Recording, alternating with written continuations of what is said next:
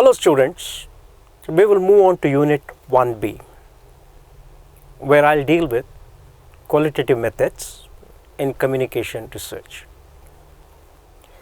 As all of you know, the origins of communication research stem from the extraordinary faith in media's utility for propaganda purposes, particularly in the era of conflict, let us say World War II. How public opinions and perceptions are shaped was foremost in the minds of the collective efforts of the nations that were engaged in war. I would like to cite the famous work of Walter Lippmann on public opinion.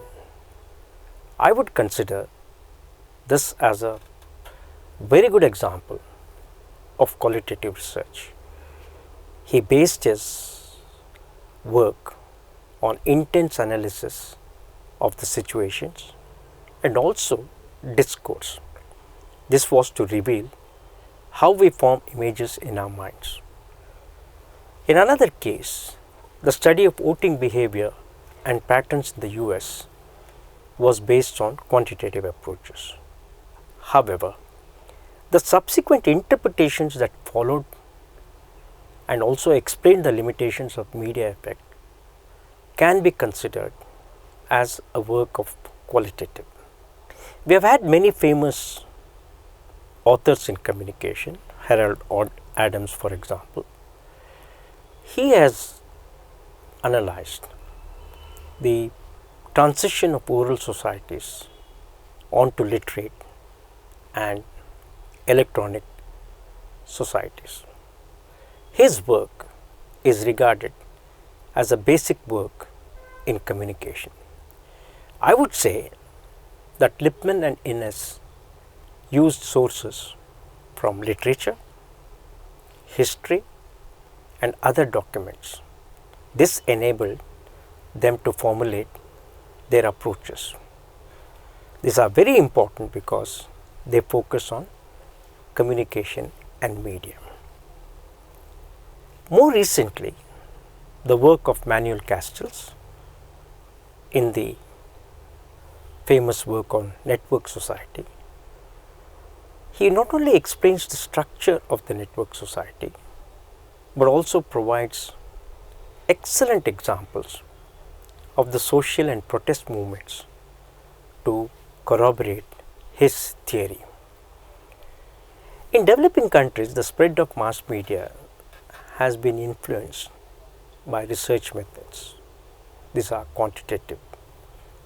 However, policy options that were recommended for the adoption of mass media are based on examination of governance structure, policy and advocacy.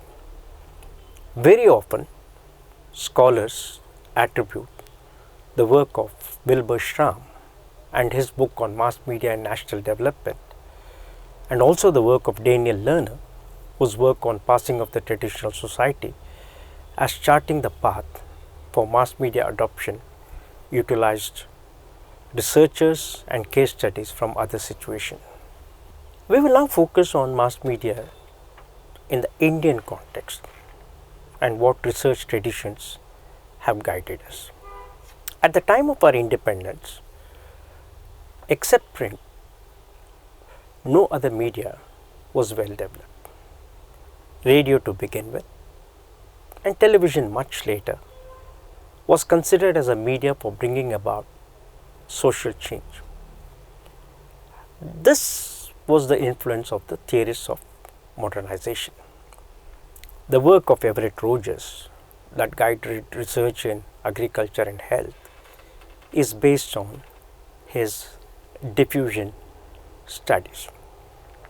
However, researchers, by examining the sources of documents for their research, have tried to establish the link between their work and popularizing the medium. For example, Rohan Samarajiva has analyzed that Lerner's work on modernization was based actually on the interest of propagating Voice of America in the Middle East.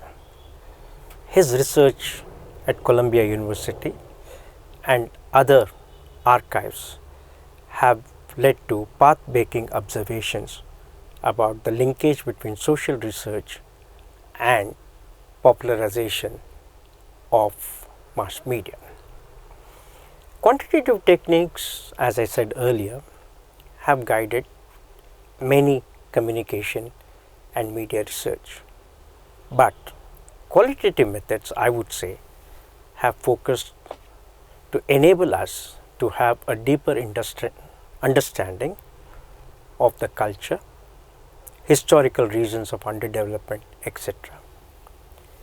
These qualitative approaches criticized the premises of development communication. This was very active among the Latin American communication scholars. They questioned the concepts and models that were based on behaviorism and functionalism, and they went back to using critical analysis and argued for a dialogue and process. This formed the basis of what we would say as a participatory approach for communication.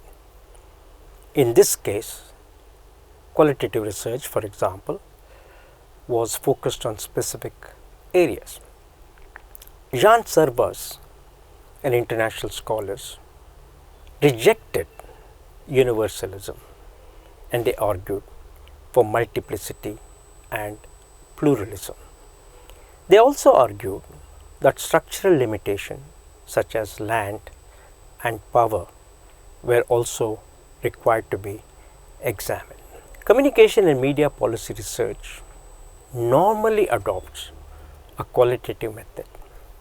This can help us to understand the situation with regard to basic questions, such as, for example, what is the institutional framework that determines when and whether to adopt a medium?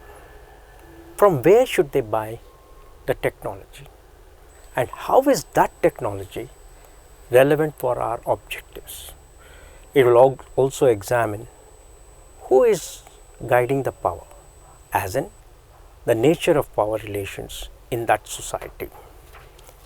What types of content are normally encouraged, or in certain situations, for example, in military gown states, whether free content is actually allowed. Rather than merely assuming content is neutral, researchers go into the major institutions and analyze the policies relevant to that country. For example, in my own research, I have used qualitative methods. This was to understand how satellite technology was transferred to India. The trend for qualitative research, I would say, began in early 1980s. There was a worldwide debate about the kind of research we were engaged in. A very important journal in our field, the Journal of Communication, devoted an entire issue and focused attention on what it called as the ferment in the field. In this, the authors elaborated upon both quantitative and qualitative research and also argued for its relative importance. Qualitative research methods are adopted by academics, policy analysts, social sector, retail trade, and advertising. This sharp difference between qualitative and quantitative techniques can be seen, for example, in content analysis.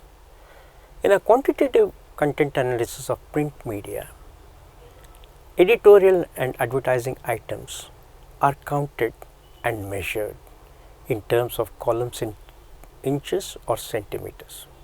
However, In qualitative content analysis, the focus will be on understanding and interpreting the meaning of the content.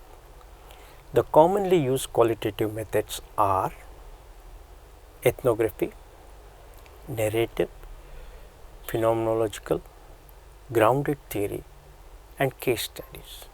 These methods, along with qualitative content analysis, are discussed in the subsequent units. In summary, I would say that a preoccupation with numerical method based on assessment and application of statistical tools, while it upholds the empirical validity, also raised several questions with regard to some of the significant contextual factors.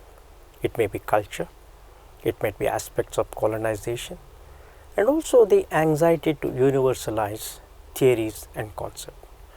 Scholarship that was rooted in what is referred to as the dominant paradigm in communication and development focused on methods rather than inherent social dimensions that may or may not be amenable to measure as in the quantitative methods. Therefore, newer approaches have stressed on history that related or relied on archives, document research, as well as oral narratives.